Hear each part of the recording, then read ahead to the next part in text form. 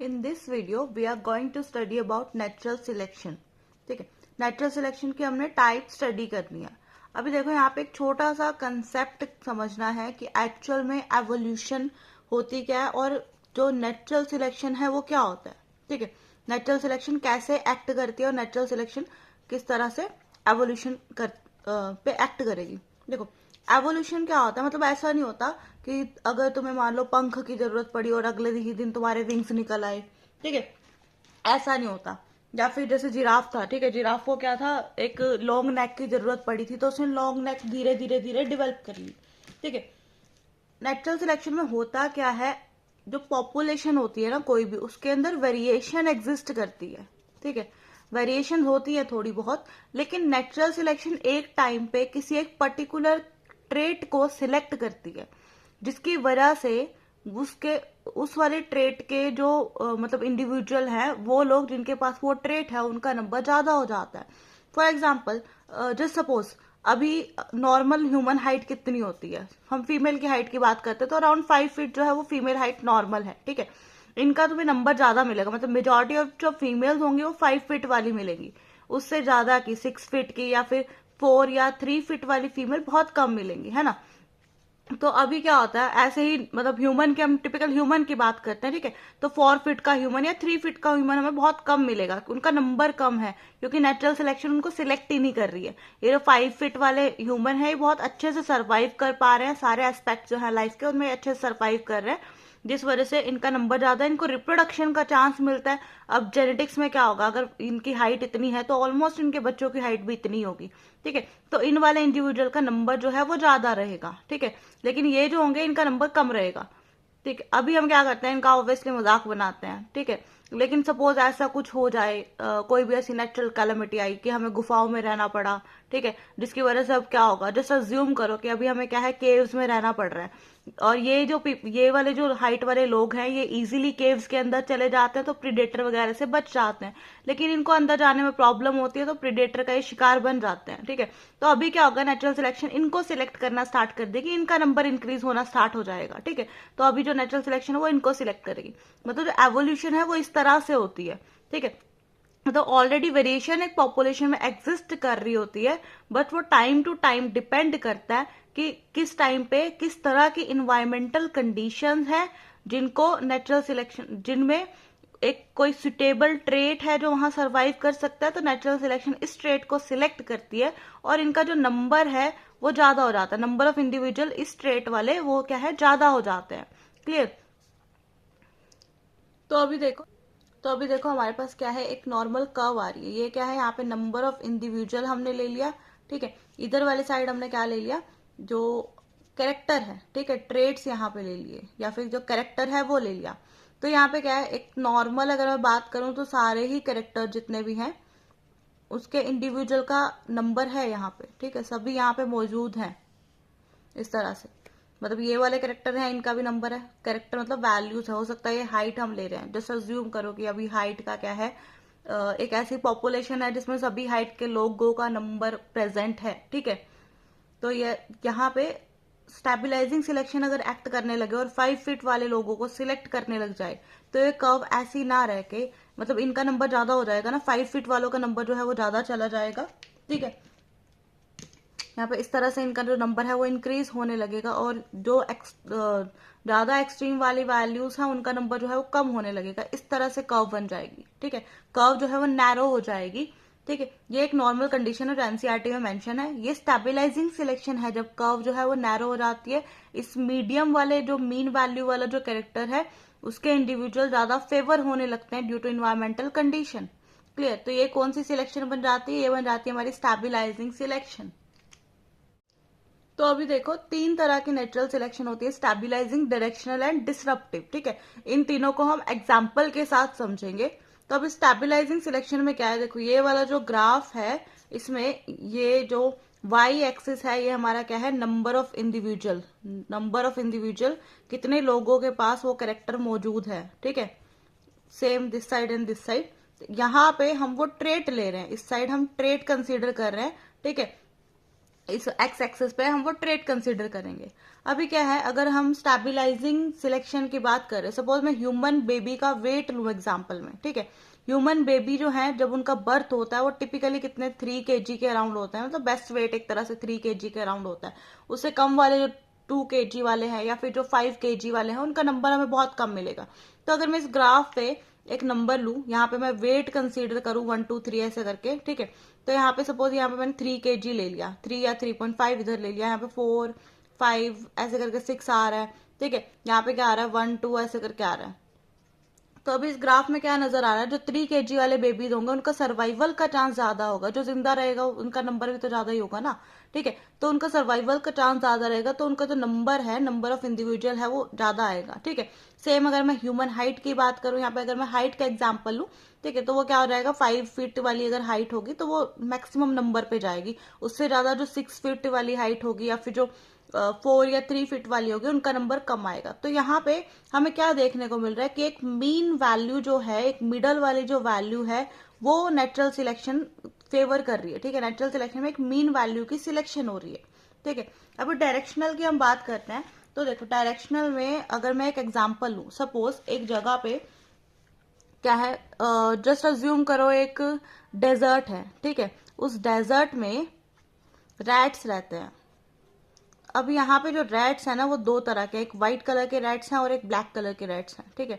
White है और black है। अभी क्योंकि डेजर्ट की जो सॉयल होती है वो व्हाइटिश कलर की होती है, तो प्रीडेटर से ये व्हाइट वाले जो रैट है वो बच जाते हैं। अभी इन्वायरमेंटल कंडीशन इस तरह की चल रही है कि नेचुरल सिलेक्शन इनको फेवर कर रही है, तो इनका जो नंबर आ रहा है ना वो अभी ज्यादा आ रहा है। सपोज यहाँ पे इनका नंबर जो है वो ज्यादा आ रहा है, ठीक है। ये रैट थे। यहाँ पे अगर मैं दो एक्सट्रीम वैल्यूज लूं, एक व्हाइट रेट वाला कलर है और एक ब्लैक रेट वाला कलर है, ठीक है। तो यहाँ पे व्हाइट रेट का नंबर जो है वो ज्यादा आ रहा है। अभी इस ऑरेंज वाले कर्व को हम इग्नोर करते हैं थोड़ा सा।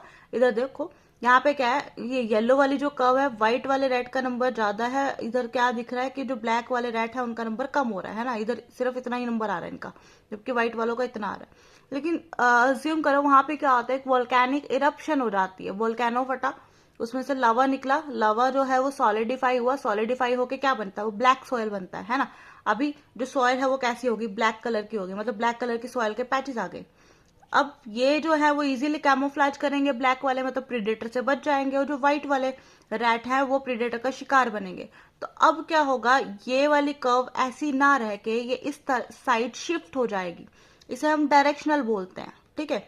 अभी क्या होगा, ब्लैक वालों का नंबर इंक्रीज होने लगेगा और जो व्हाइट वाले हैं उनका नंबर कम हो जाएगा, ठीक है। मतलब अब ये ऑरेंज वाली कर्व आ जाएगी, पहले क्या था सिर्फ येलो वाली थी, अभी क्या है ऑरेंज वाली कर्व बनी है, ठीक है।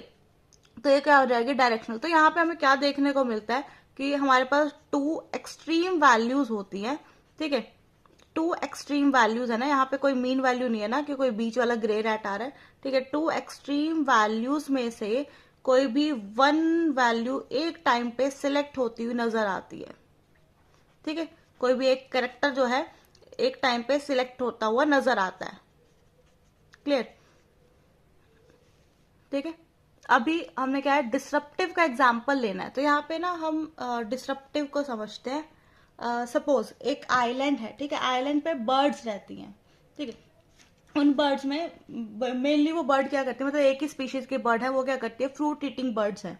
अब ये जो फ्रूट ईटिंग बर्ड है ना, तो इनका बीक साइज इस तरह का है, ठीक है। एक वो है जिसका एक नॉर्मल बीक साइज है, एक वो है, कुछ मतलब वेरिएशंस एग्जिस्ट कर रही है ना उस पॉपुलेशन में, कुछ वो है जिनका बीक जो है थोड़ी सी ऐसे थिन है बीक, ठीक है। कुछ वो है जिनका बीक साइज थोड़ा ज्यादा है।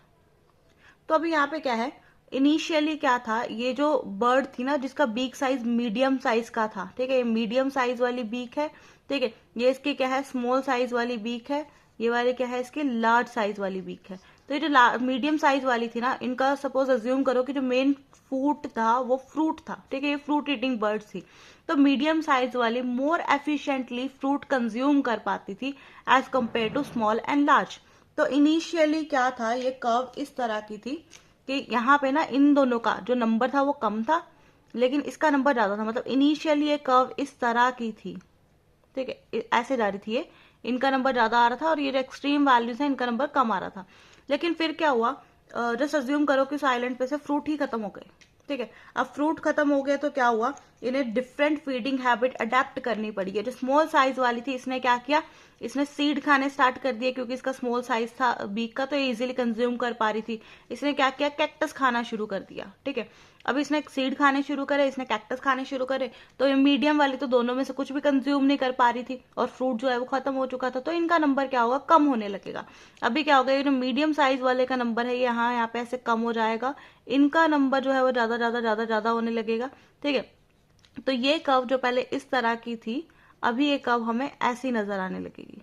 क्लियर, तो ये क्या हो जाएगी, डिसरप्टिव सिलेक्शन हो जाएगी। मतलब यहाँ पे हमें क्या देखने को मिल रहा है कि दो एक्सट्रीम वैल्यूज जो हैं वो एक ही टाइम पे सिलेक्ट हो रही है। टू एक्सट्रीम वैल्यूज जो हैं वो सिलेक्ट हो रही है एक ही टाइम पे। ठीक है, समझ आया।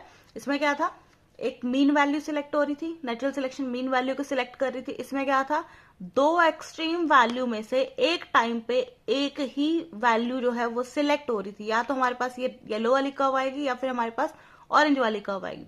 इसमें क्या है, मीन वैल्यू को छोड़ के दो एक्सट्रीम वैल्यूज एक ही टाइम पे सिलेक्ट हो रही है। ठीक है, ये क्यों हो रहा है, नेचुरल सिलेक्शन एक्ट कर रही है यहाँ पे। ठीक है, नेचुरल सिलेक्शन कब एक्ट करती है, इन्वायरमेंटल कंडीशंस के अकॉर्डिंग एक्ट करती है। क्लियर, तो ये क्या हो जाती है हमारी स्टेबलाइजिंग सिलेक्शन। अभी एनसीईआरटी में क्या दिया हुआ है, एक नॉर्मल ऐसे की कर्व बनाई है। ठीक है, अभी दिखाती हूँ उसको, रुको।